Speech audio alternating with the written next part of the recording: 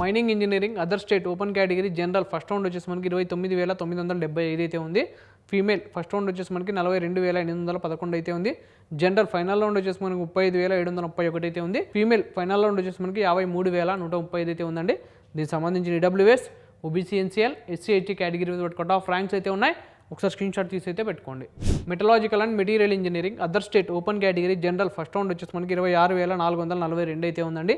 Female first round వచ్చేసి మనకి 39,801 అయితే ఉంది.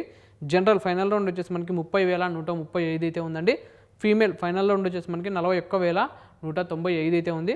దీనికి సంబంధించిన EWS, OBC, NCL, SC, ST category cut off ranks అయితే ఉన్నాయి. ఒకసారి స్క్రీన్ షాట్ తీసి అయితే పెట్టుకోండి. Food process engineering other state open category general first round వచ్చేసి మనకి 34,766 అయితే ఉందండి. ఫీమేల్ ఫస్ట్ రౌండ్ వచ్చేసి మనకి 33,994 అయితే ఉంది. జనరల్ ఫైనల్ రౌండ్ వచ్చేసి మనకి 40,010 అయితే ఉంది. ఫీమేల్ ఫైనల్ రౌండ్ వచ్చేసి మనకి 33,994 అయితే ఉందండి. దీనికి సంబంధించిన EWS, OBC, NCL, SC, ST categories cut off ranks అయితే ఉన్నాయి.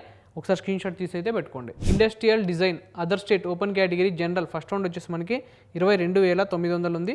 ఫీమేల్ ఫస్ట్ రౌండ్ వచ్చేసి మనకి 27,788 అయితే ఉందండి. జనరల్ ఫైనల్ రౌండ్ వచ్చేసి మనకి 24,030 అయితే ఉంది. ఫీమేల్ ఫైనల్ రౌండ్ వచ్చేసి మనకి 27,788 అయితే ఉందండి.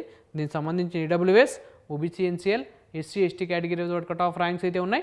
ఒకసారి స్క్రీన్ షాట్ తీసి అయితే పెట్టుకోండి. ఈ క్యాంపస్ సంబంధించిన ఫీ స్ట్రక్చర్ ఒకసారి చూద్దామండి. So tuition fee per semester వచ్చేసి మనకి 62,500 అయితే ఉంటుందండి. టోటల్ ఫీ పర్ ఇయర్ వచ్చేసి మనకి 2,23,000 అయితే ఉంటుందండి, ఇంక్లూడింగ్ హాస్టల్ ఫీతో కలుపుకొని. సో అలానే క్యాంపస్ సంబంధించిన ప్లేస్మెంట్స్ ఒకసారి చూద్దాం. మినిమం ప్యాకేజ్ వచ్చేసి 3.3 lakhs పర్ యానం అయితే ఉందండి. హైయెస్ట్ ప్యాకేజ్ వచ్చేసి మనకి 120 lakhs పర్ యానం అయితే ఉంది.